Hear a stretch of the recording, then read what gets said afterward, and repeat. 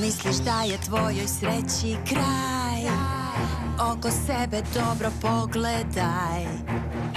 Imaš prijatelje koji te iskreno vole. Ništa od toga nije važnije, sa njima srce kuca snažnije.